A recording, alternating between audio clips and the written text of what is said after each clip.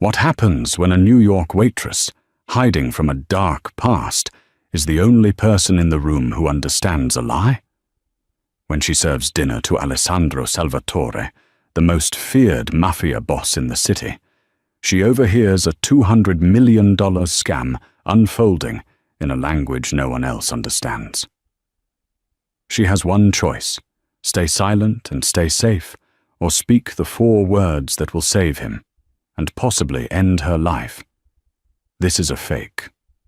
Get ready, because this isn't just a story about a scam. It's about what happens when a ghost meets a king. The L'Ombre was a restaurant built on secrets. It existed in a pocket of Manhattan, so exclusive it didn't even have a sign, only a single gas-lit lantern over a lacquered black door. Inside, the air was thick with the scent of old money, truffles, and quiet, heavy negotiations. The carpets were so plush they absorbed all sound, and the waiters moved like ghosts, their reflections sliding over the dark panelled walls. Eleanor, known here only as Lena, was the best ghost they had.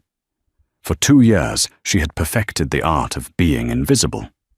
She was the pale girl with the ordinary brown hair pulled into a severe bun, the girl with the downcast eyes who anticipated the need for more water before the glass was half empty, who could clear a $500 plate of foie gras without making a sound. Her invisibility was her shield, her paycheck, and her survival. Tonight, however, her shield felt thin. The air in L'Ombre was not just exclusive, it was electric. "The Salvatore party is in the Verona room," whispered Pierre, the maitre d', his face tight with anxiety. "You are assigned, Lena. Only you." Elena's heart didn't leap. It simply sank, heavy and cold. The Salvatore party. Even the name was a threat. Alessandro Salvatore. The press called him a reclusive financier. The streets called him the Capo Fantasma, the Phantom Boss. He was the unseen hand that moved the city's undercurrents. He didn't just own shipping lanes and construction firms. He owned politicians, judges, and, according to rumor, the souls of half the city's police force. And he was dining in her section. She nodded once, her face a perfect mask of professional calm. "Understood, Pierre." As she pushed through the kitchen doors, the steam and clatter felt like a brief return to the real world before she stepped back into the lion's den. She collected the chilled bottles of San Pellegrino and a $4,000 bottle of 1990 Romanée Conti that Alessandro demanded be waiting. When she entered the Verona room, the silence was immediate and absolute. It was a small, private alcove, dominated by a heavy mahogany table. 2 men were already seated, their expensive, ill-fitting suits screaming, "New money." They were Mr. Grayson, a man with a damp handshake and darting eyes, and Mr. Thorne, who was silent, built like a brick wall, and stared at his empty plate as if it had insulted him. Then the door opened, and the room's temperature dropped. Alessandro Salvatore entered. He was not what she expected. He wasn't a brutish thug from a movie. He was tall, dressed in a bespoke charcoal suit so perfectly tailored it looked like a natural extension of his body. His black hair was touched with silver at the temples, and his eyes, a startling, icy blue, missed nothing. He moved with a lethal, predatory grace. He wasn't just in the room, he commanded it.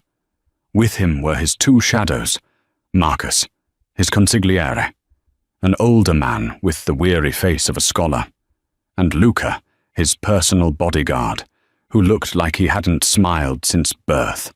Luca's eyes met Eleanor's for one terrifying second, scanned her from head to toe in a clinical assessment of threat, and dismissed her.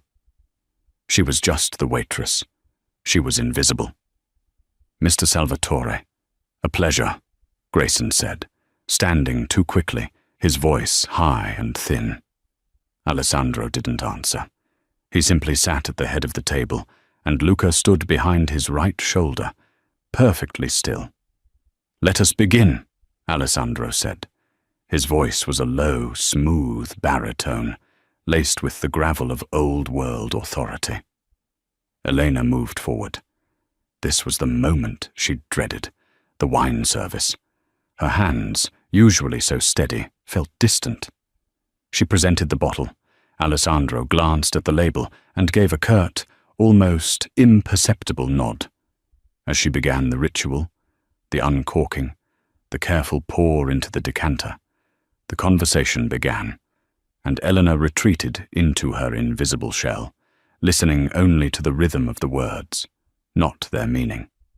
"As we discussed," Grayson said, "this is a unique opportunity, an asset beyond value." "I am not in the business of beyond value, Mr. Grayson," Alessandro replied, his voice cold. "I am in the business of numbers. The number we discussed was 200 million. Elena's hand didn't tremble. 200 million.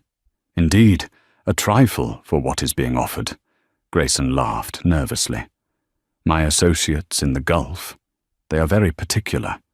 They don't deal in wire transfers and banknotes. They deal in history, in legacy." Grayson pushed a heavy, velvet-lined box to the center of the table. "A show of good faith, a private release. This document, Mr. Salvatore, is the key." Elena finished decanting the wine. She poured a small tasting amount for Marcus, who swirled, sniffed, and nodded.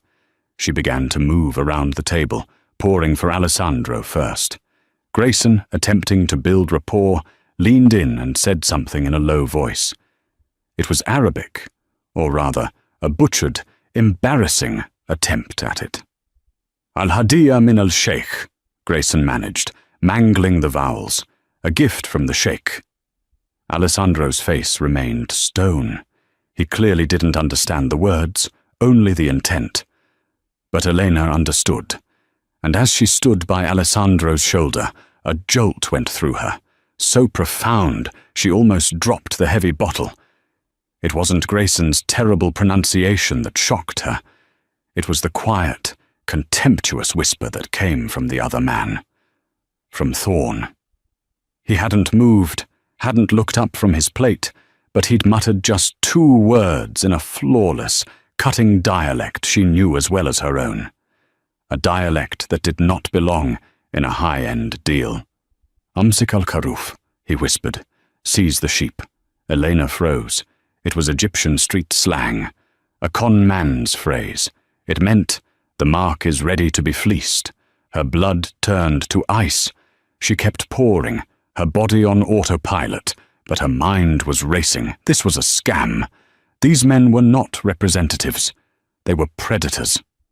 She finished pouring and stepped back, her heart hammering against her ribs, her mask of invisibility threatening to crack. For the next hour, Elena drifted in and out of the room, a phantom delivering plates of risotto bianco and seared scallops. Each time she entered, the tension was thicker.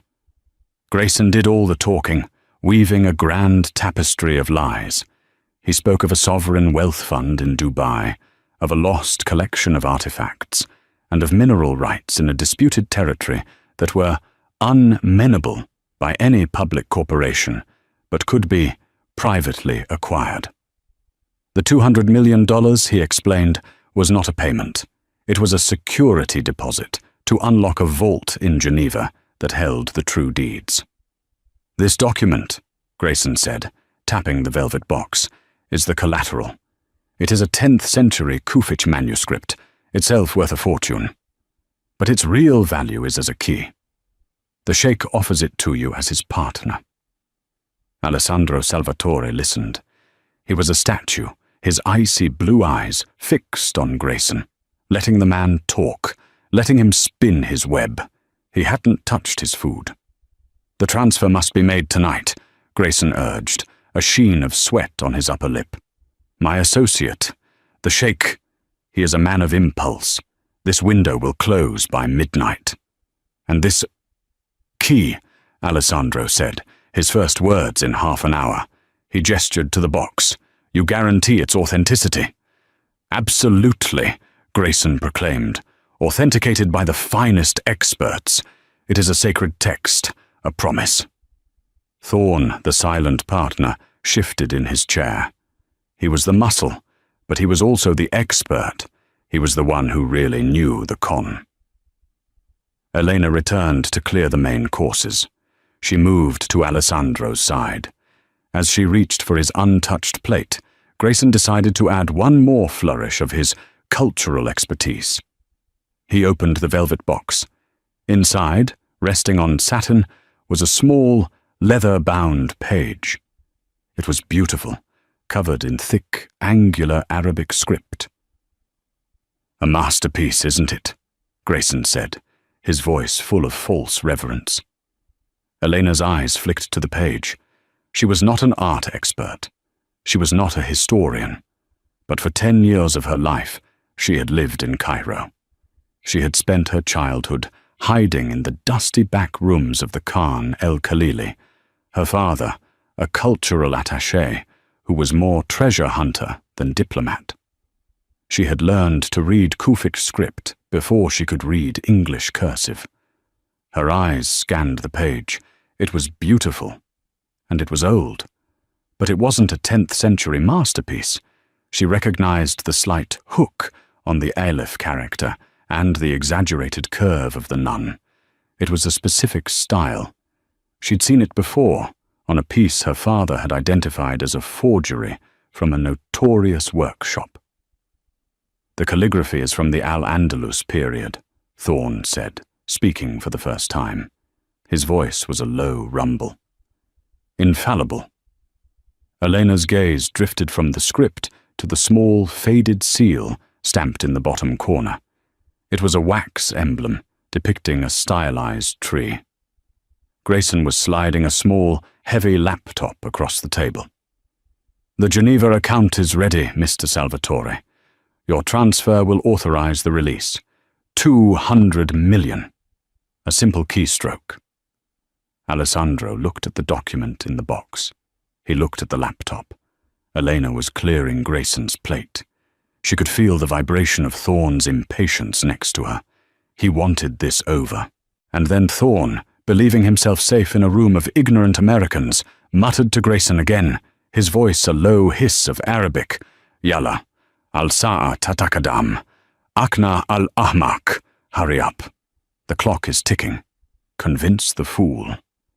Elena's blood ran cold, but it was the seal that held her. It wasn't a palm, the symbol of a Gulf state. It was a cedar. She knew that seal. Her father had cursed that seal. It was the mark of the Cedar Triangle, a black market ring out of Beirut that specialized in creating authenticated forgeries, so perfect they could fool even the experts at Sotheby's. They didn't just fake art, they faked history. And they were dangerous. They were the reason her father... She blocked the memory. Alessandro Salvatore, the most powerful man in New York, was about to be scammed by the same ghosts who had shattered her life. He was reaching for the laptop. His fingers hovered over the keyboard. Elena's mind was a whirlwind. Stay invisible. Say nothing. Walk out. This is not your fight. He is a criminal. Let him be robbed. But it wasn't about him. It was about them. It was about the arrogant smirk she could hear in Thorn's voice, the reek of lies that felt so sickeningly familiar. Alessandro's finger moved toward the enter key. She had 1 second. She turned, her tray in her hand. She had to do something. She stumbled. It was a tiny, believable lapse in grace. Her foot caught on the thick carpet leg, and she pitched forward. The silver tray clattered, and a single crystal glass of ice water flew from its surface. It did not hit the laptop. It sailed past Alessandro's shoulder and shattered on the floor. But its contents, a spray of ice-cold water, arced perfectly, spattering across the open velvet box and the priceless 10th century document. "Ah!" Grayson shrieked, jumping back. "You clumsy! I am so sorry, Elena gasped, her voice full of panic. She lunged forward with a stack of linen napkins. Mr. Salvatore, please, let me... She leaned directly over Alessandro's shoulder, dabbing frantically at the velvet box. Thorne and Grayson were on their feet, furious. Alessandro hadn't moved. He was staring at her. Elena's head was down. She was close enough now. She didn't look at him. She looked at the laptop. Under the guise of a panicked apology, she whispered, her voice so low it was barely a breath. She spoke in perfect formal Arabic, the Arabic of scholars, not of the street. La tuwakie, Saidi, hadhi wathikat muzawara. Do not sign, sir. This is a fake document. The silence that fell was not like the others. This was a dead, airless void. Thorne and Grayson had stopped yelling. They were frozen, their faces turning a sickly shade of pale. They hadn't heard what she said, but they knew what language she had used. Alessandro Salvatore did not move a muscle. Only his eyes, those chips of Antarctic ice, shifted. They moved from the waterlogged box to her face. His expression was unreadable.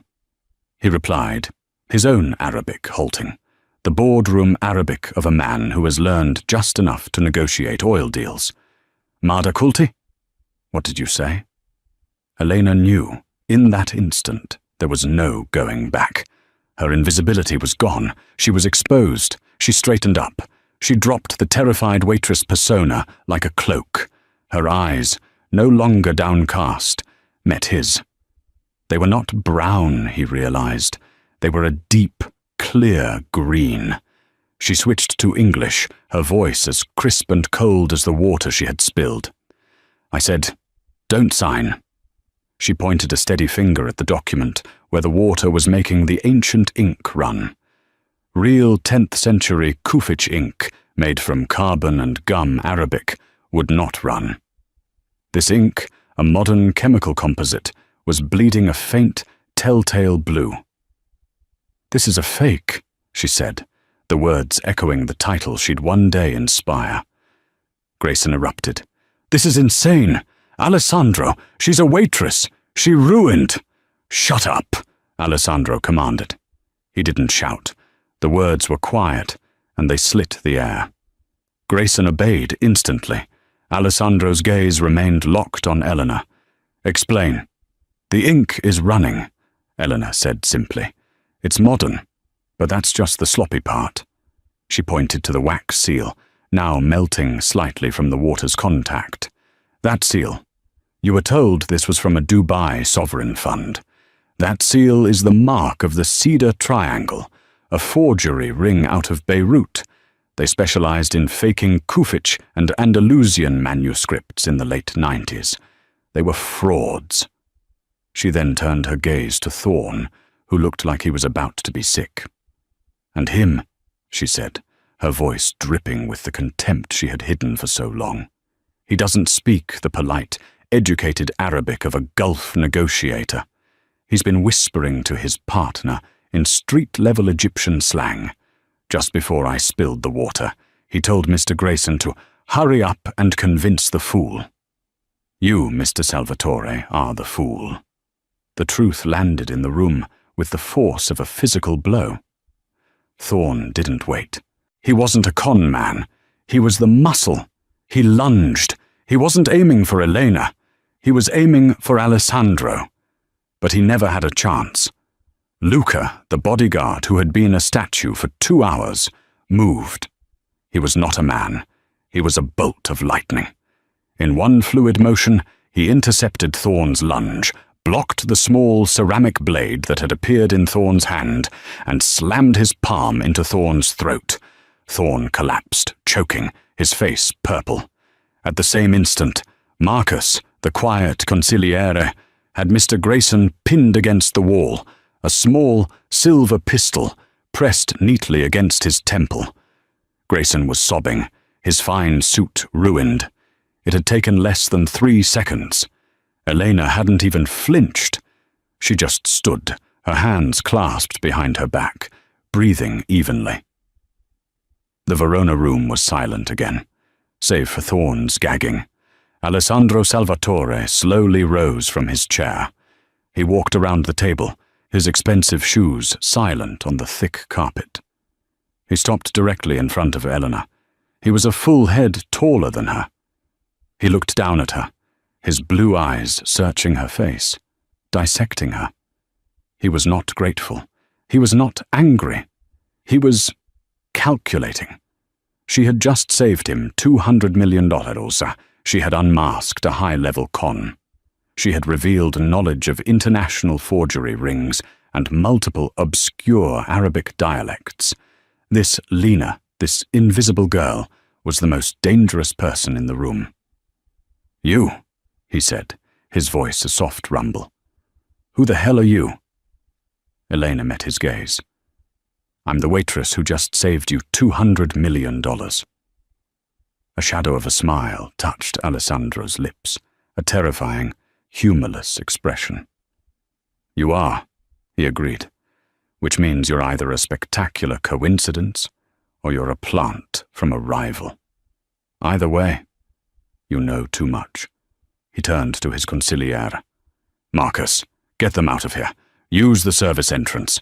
Mr. Thorne and Mr. Grayson have a pressing engagement in one of my warehouses." Marcus nodded, dragging the whimpering Grayson out. Luca hauled the semi-conscious Thorne up by his collar and followed. The door clicked shut. It was just Elena and Alessandro.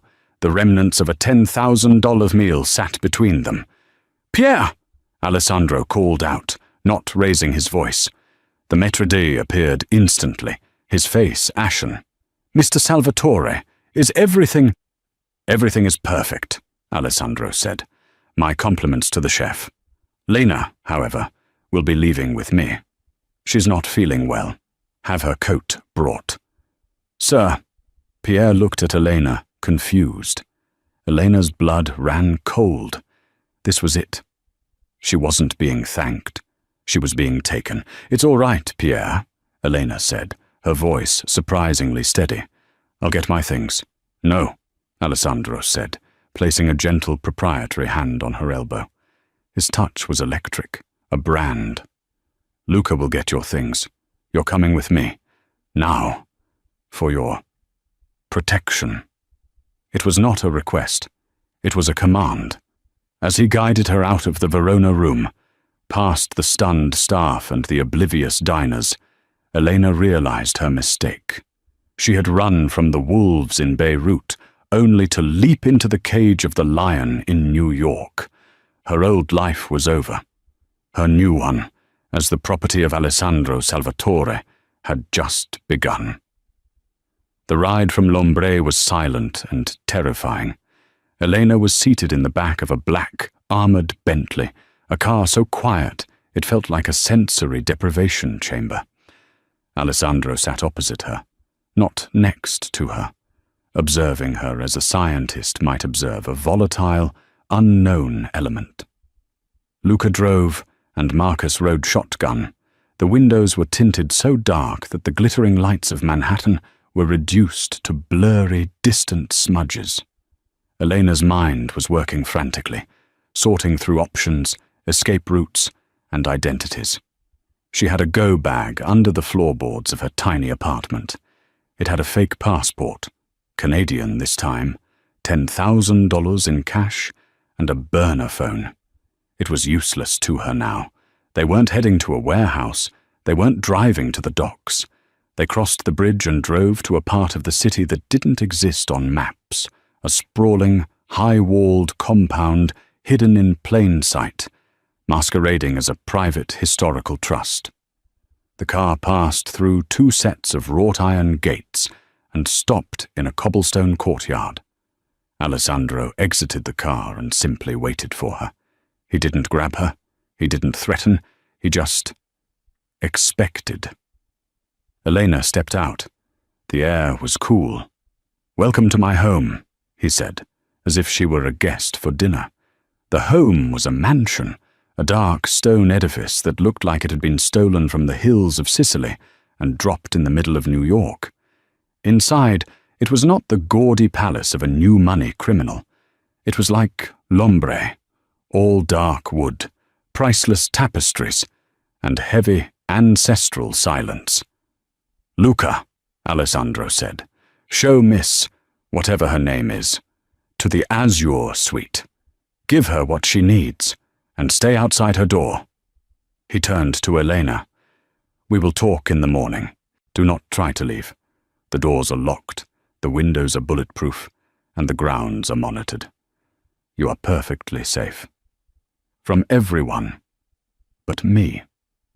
He walked away, disappearing down a long, shadowed hall. The Azure suite was not a bedroom. It was an apartment. It was larger than her entire building. It had a four-poster bed, a fireplace, a walk-in closet stocked with new, designer clothes in her approximate size, and a bathroom made of white marble. It was the most beautiful prison she had ever seen. Elena locked the door, a pointless gesture she knew, and leaned against it, her body finally succumbing to the tremors she had held back. She had blown her cover. After 2 years of meticulous, paranoid hiding, she had been exposed, not by the men she was running from, but by the one man in New York she should have avoided at all costs. She stripped off her waitress uniform, the Lena costume, and left it in a heap. She took a shower so hot it nearly scalded her, trying to wash off the night. She put on a pair of silk pajamas from the closet and sat by the window. She could see Luca, standing like a gargoyle on the terrace below, his eyes pointedly away from her window. Sleep was impossible. Her past came flooding back, the smell of jasmine and diesel from the Cairo streets, her father's study, filled with forbidden texts, the men with the cedar tree signet rings, the phone call that told her to run, to become a ghost, to trust no one. She had failed. The sun rose, painting the sky in shades of grey and bloody orange. At 7 a.m. sharp, there was a soft knock. Elena opened it. A young woman in a maid's uniform stood there with a tray of coffee and pastries. "Mr. Salvatore will see you in the library in 1 hour," the maid said, not meeting her eyes. Elena drank the coffee, black. She dressed in a pair of the provided black trousers and a cashmere sweater. She felt like an imposter. She brushed out her hair, letting it fall past her shoulders. The severe bun was gone. When she entered the library, guided by Luca, Alessandro was waiting. He was dressed in a simple white shirt, sleeves rolled up, revealing tanned, powerful forearms. He was not the capofantasma this morning. He looked like a CEO, a ruthless one. The library was 2 stories, filled with thousands of leather-bound books. Marcus was there, standing by a desk, holding a slim folder. "Good morning," Alessandro said. "Do you have a name? Or shall I keep calling you Waitress?" "Elena," she said. "Elena, a beautiful name.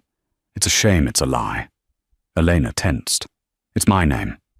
"Is it?" Alessandro took the folder from Marcus. "We were busy last night, while you were resting. We ran your face through every database we have. We ran your fingerprints from the wine glass you held." He tossed the folder on the desk. It was empty. "Nothing," he said, a note of frustrated admiration in his voice. "Lena, the waitress at l'Ombre, was hired 2 years ago with a driver's license and a social security number that, well, they exist, but the person they belong to doesn't. No school records, no credit history, no past. You are a ghost." He leaned against the desk, crossing his arms. "So I ask you again, Elena the ghost, who are you, and what were you doing in that room?" Elena raised her chin. "I told you, I was a waitress, and the Arabic, the knowledge of 90s-era Beirut forgery rings. I studied," she lied weakly. Alessandro laughed. It was a cold, sharp sound. "You studied?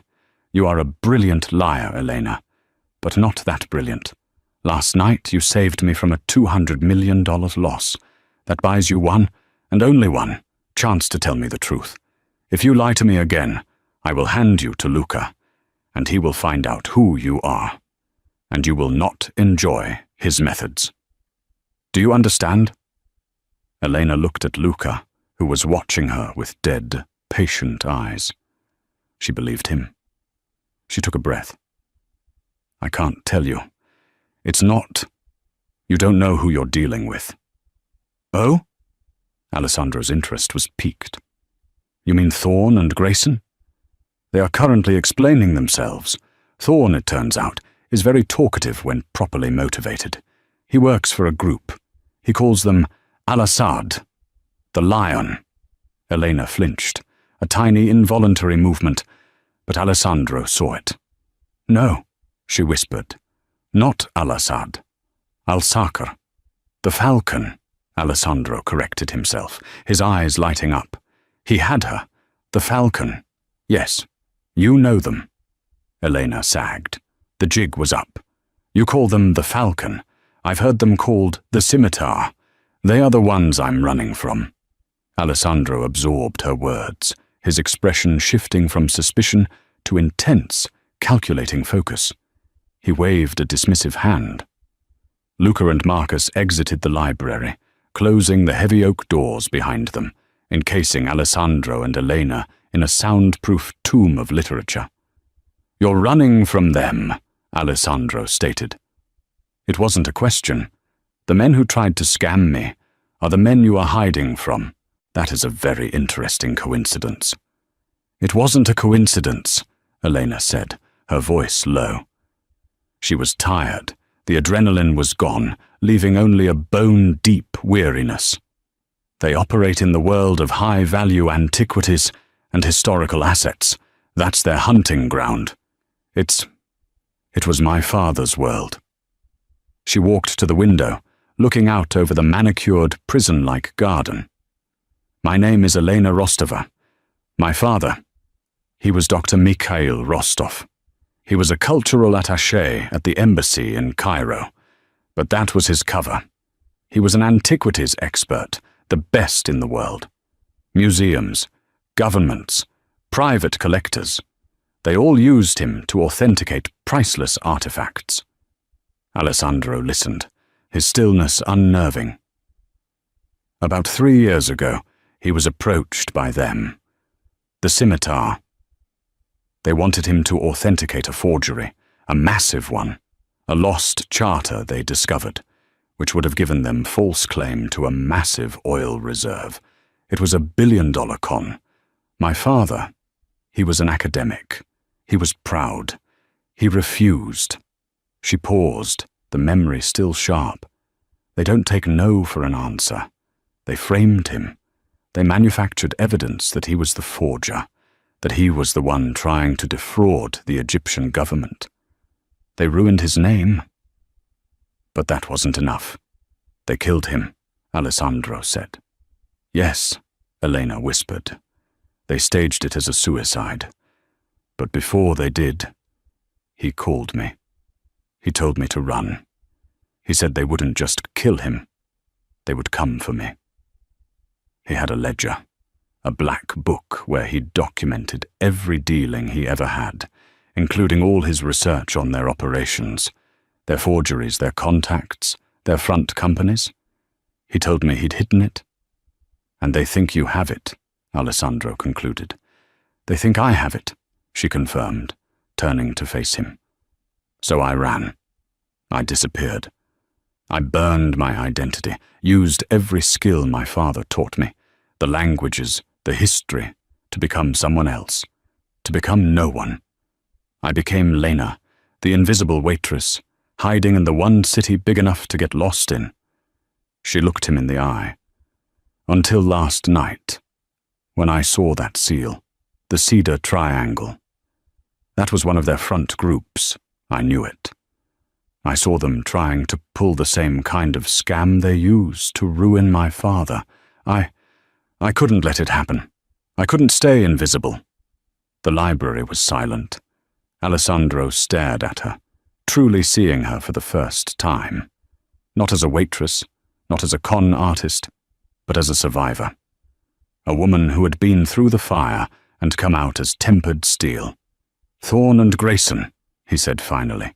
"They were just tools. Low level. Yes, they were disposable. The scimitar has operatives everywhere. In banks, auction houses, shipping. They are a syndicate, just like yours. Only they deal in lies, not whatever it is you deal in." A flicker of respect entered Alessandro's eyes. "My world and theirs just collided, Elena. They didn't just try to steal 200 million. They tried to steal from me, Alessandro Salvatore. They brought their war to my city. And now they've brought their number one target," he gestured to her, "into my home." He pushed off the desk and began to pace, his energy filling the room. He was no longer a CEO. He was the Capo Fantasma, and his territory had been invaded. "They failed their con," he reasoned, thinking aloud. "They will know why it failed. They will know someone intervened. They will be looking for the person who spoke Arabic and identified their forgery. They'll be looking for me," Elena said. "They'll trace it back to the restaurant. They'll find Lena." "But Lena has vanished," Alessandro countered, "along with her boss, Mr. Salvatore. They will assume I took you, which I did." He stopped in front of her. "Which means they are now my enemy. And you are my asset. You know their methods. You know their symbols. You are the key to dismantling them." Elena's heart hammered. What are you proposing?" "This is no longer your gilded cage, Elena. It's your fortress. You are under my protection, and you will work for me." "Work for you? How?" "You will be my consultant, my personal interpreter in this new war. You will use everything your father taught you. You will help me hunt them down. We will find this ledger, and we will expose them from the ground up." "And in return?" she asked, her voice shaking. "In return," Alessandro said, his voice dropping, "I will give you the one thing you want more than anything." He stepped closer, close enough that she could feel the heat radiating from his body. He was dangerously, overwhelmingly present. "I will give you revenge." The air crackled between them. This was a new deal, a different kind of cage. He was offering her a sword. "They will hunt you," he warned. "They will try to kill you." "They've been trying to kill me for 2 years, Elena replied, her voice hardening. "The only difference is now, I'm ready to hunt them back." A slow, genuine smile spread across Alessandro's face. It transformed him, made him look almost human. "Good, because I'm not just going to give you revenge, Elena. I'm going to give you justice, the Salvatore kind." The dynamic in the mansion shifted overnight. Elena was no longer a prisoner. She was a partner. A closely guarded, high-value partner. She was moved from the guest suite to a room in Alessandro's private wing. Luca was no longer her jailer. He was her shadow, assigned to protect her life with his own. Alessandro's war room was a high-tech bunker beneath the library. For the first time, Elena saw the true scope of the Salvatore operation. It wasn't just thugs and construction. It was a global intelligence network, hackers, analysts, and informants. They brought in the half-broken Thorne. Elena, standing beside Alessandro, looked at the man who had called her boss a fool. He was terrified of Alessandro, but he was petrified of her. "Ask him," Alessandro commanded. "Ask him about the scimitar." Elena stepped forward. She didn't use English.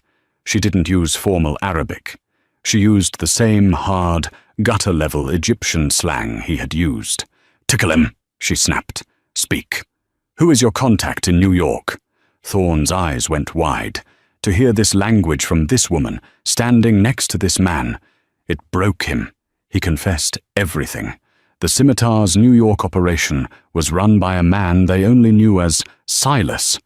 He was an American, an ex-curator from a major museum, fired for indiscretions. He was the one who vetted the forgeries. He was the one who chose the marks. "He's planning a new deal," Thorne choked out. "An auction, private, at the old Whitfield Gallery. Next week. It's how they're laundering the new forgeries." After Thorne was dragged away, Alessandro and Elena were alone in the war room. "Silas," Alessandro mused. "Marcus, find me this Silas. Find me everything." He turned to Elena. "You did well. You have steel in your voice."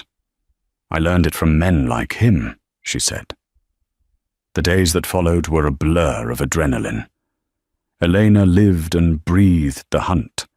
She worked alongside Marcus, sifting through data, identifying shell corporations and bank accounts tied to the names from her father's memories.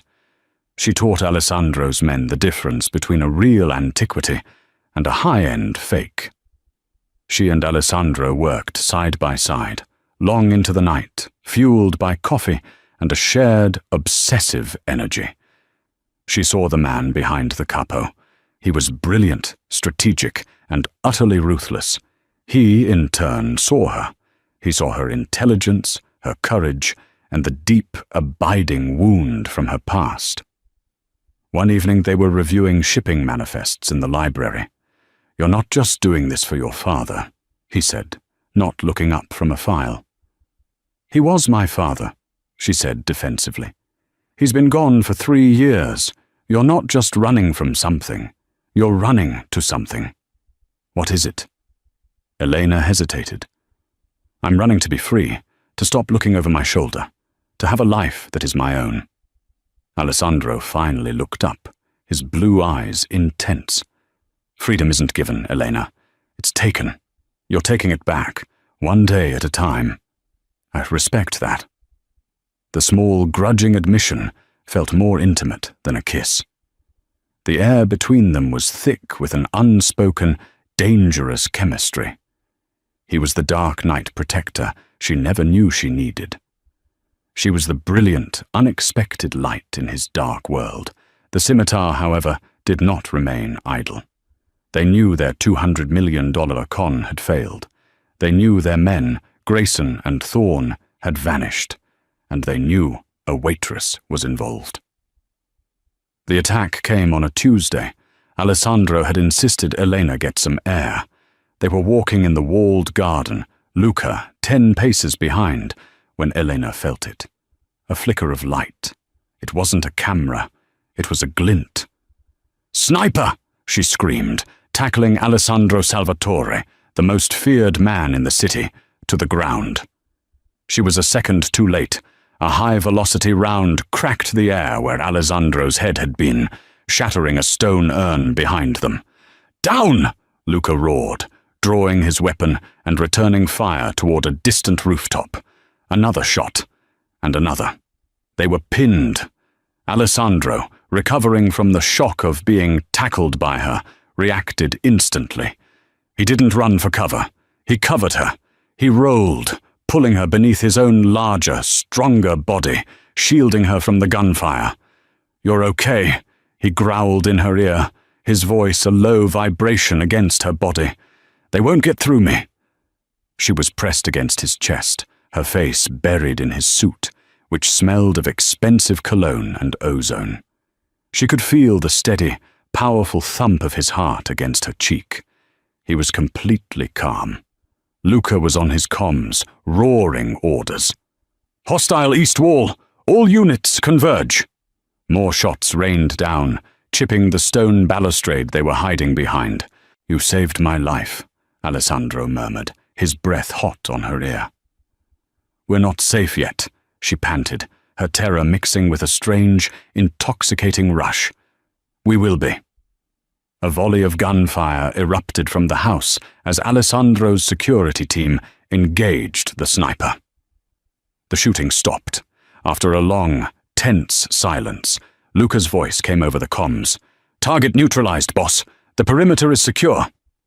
Alessandro did not move for a long moment. He just stayed there, shielding her, breathing her in. Finally, he rolled off her, standing up and pulling her to her feet in one smooth motion. His suit was covered in dirt.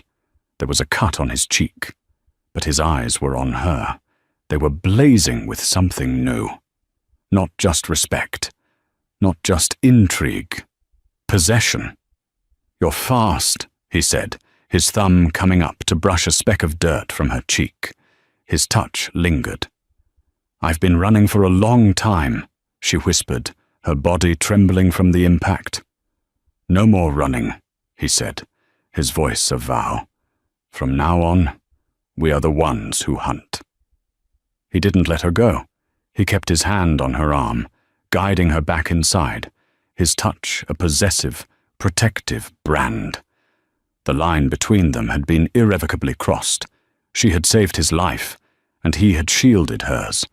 They were bound, not just by a deal, but by scars. The plan was audacious, and it was hers. The Whitfield Gallery was not just a gallery. It was a bank, a vault, and a fortress.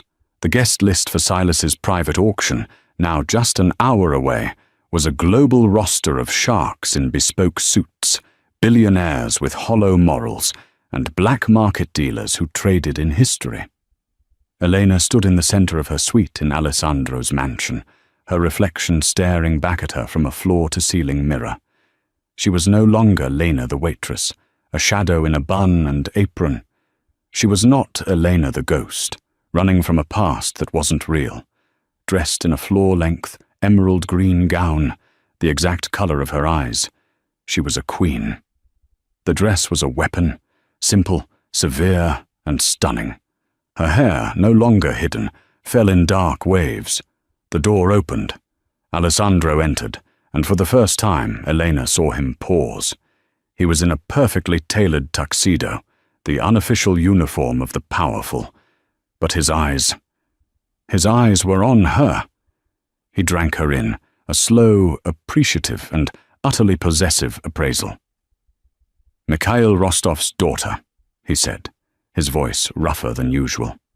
"Or just Elena," she replied, her voice steady, though her heart was a hummingbird in her chest. He walked to her, holding a black velvet box. He opened it.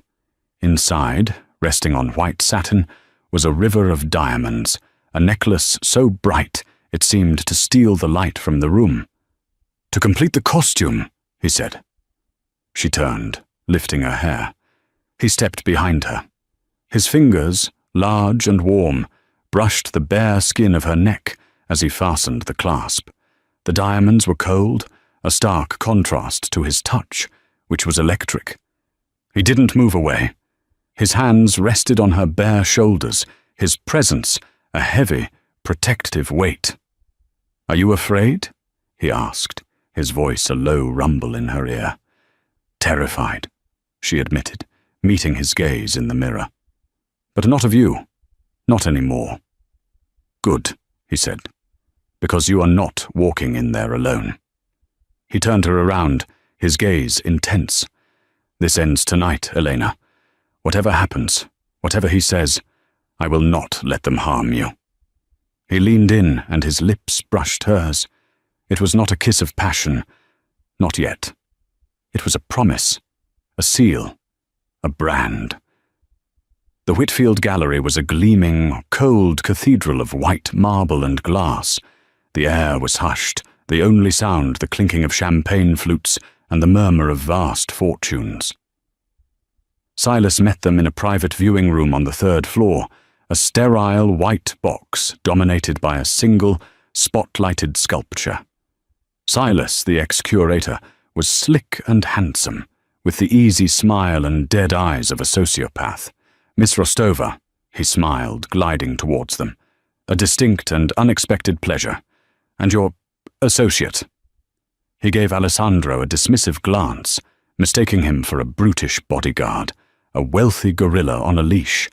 It was a fatal underestimation. "Let's get this over with, Silas," Elena said, her voice laced with a tremor she didn't have to fake. Of course. Nerves are to be expected, he soothed, his condescension thick. The merchandise?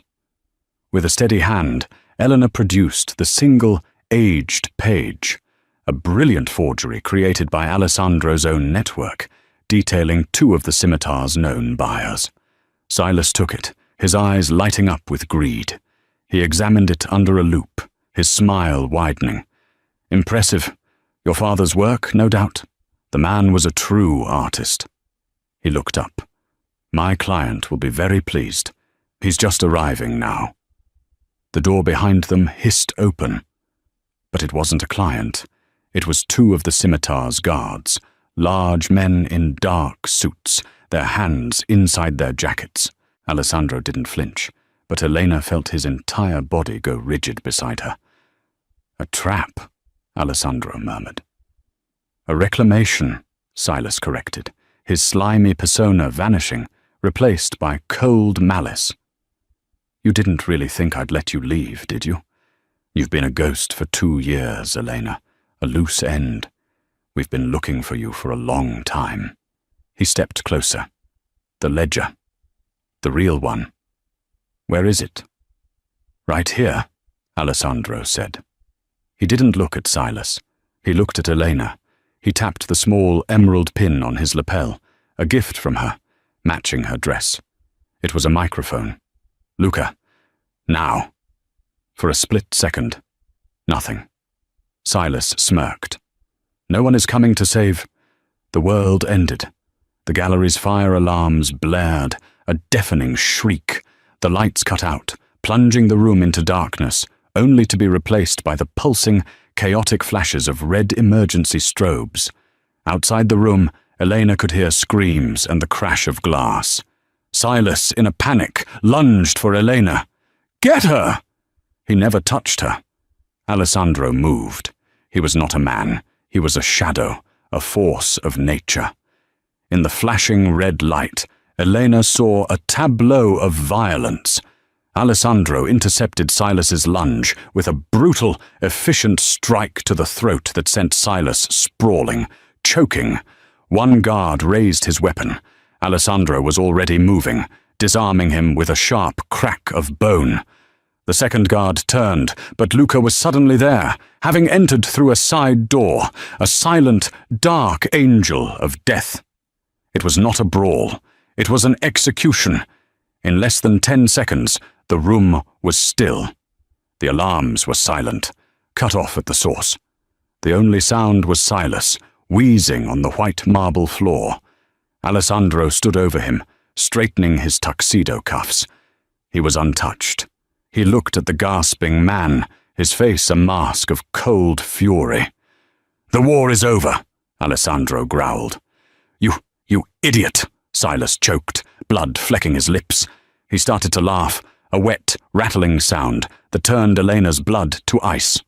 "You think this was about 200 million? About you? You were just a client, a mark." His eyes, wild with hatred, found Eleanor. "It was always about her." "Me?" Eleanor stepped forward, her voice a whisper. "The ledger." Silas coughed, his laughter turning manic. "You're trying to clear your father's name. You poor, pathetic girl. You've been running around, hiding like a rat, all to protect the good name of Mikhail Rostov." He spat a bloody laugh. "That ledger doesn't clear him. It implicates him." "Liar," Elena whispered, the word hollow. "It's the truth," Silas shrieked, energized by his final, terrible act of vengeance. "Your father wasn't framed, you stupid girl. He was a partner. He was our best forger. He got greedy, tried to double-cross us, so we suicided him. That ledger? It has every transaction he ever made. He's the one who ran the Cedar Triangle. He's the one who built the scimitar." The words were like acid, dissolving the very foundation of her world. Her father, her hero, the man whose memory she was avenging. "He was a monster," Silas gasped. "And you're the one who believed his lies. He's the devil, And you've been protecting his legacy." Elena couldn't breathe. The room tilted. Her father, her quest, her entire life. It was a lie, a cheap, cruel forgery. She wasn't just crying. She was unmaking, shattering from the inside out. Alessandro watched her. His face was hard, unreadable. He saw her break. He looked down at Silas, who was still grinning. He ended the confrontation with a single, sharp, final movement. The door burst open, and Luca and his team flooded in, weapons drawn. "We're clear, boss. The gallery is locked down. We have his network." But Alessandro and Elena were in their own world. The tactical victory was hollow in the face of her personal, emotional desolation. He walked to her. She was staring at nothing, tears streaming down her face, the diamond necklace a mockery of her father's lies. He put his hands on her shoulders, his grip firm, grounding her, forcing her to look at him. "Elena, look at me." Her green eyes, shattered and lost, met his. "He's gone," Alessandro said, his voice firm but not unkind. "That man is dead. The story you told yourself is dead. The lies are dead." She choked on a sob, and he pulled her into him. He didn't hold her like she was glass. He held her like she was an anchor, holding her fast as her world dissolved. He pressed her face into his suit, his hand moving to the back of her head, shielding her. "Your father's legacy is his," he said, his voice a low vibration against her ear. "His sins are not yours. Do you hear me?" She nodded, clinging to him. "You are not your father's daughter," he said, pulling her back just enough to look at her. "You are not Lena, the waitress. You are not a ghost." He tilted her chin up, his gaze intense, possessive, and for the first time, protective. "You are Elena, and you are mine." She didn't pull away. She didn't argue. She leaned into him, her past finally dead, burned away by the truth. She was free. Free of the past, free of the lies, and free of the need to run. She had traded her cage of fear for a fortress, a life at the side of the only man who saw her for who she truly was. She was no longer invisible. She was the woman who had saved the Don, and in the ashes of her father's lies, she had finally found herself. She spoke the truth and lost her past, only to find her future. Elena's story proves that sometimes the greatest scams are the ones we tell ourselves. She thought she was avenging a hero, but she was really just freeing herself. Now she's no longer a ghost. She's a queen in a new kind of kingdom, and her war is just beginning. What did you think of Elena's choice? Was Alessandro her savior, or just a new kind of captor? If you loved this story of drama, twists, and dark romance, please hit that like button. It really helps the channel. And don't forget to subscribe and ring the bell so you never miss a new story. Share this video with someone who needs a reminder that sometimes you have to burn down your old life to build a new one. Thanks for listening, and we'll see you in the shadows.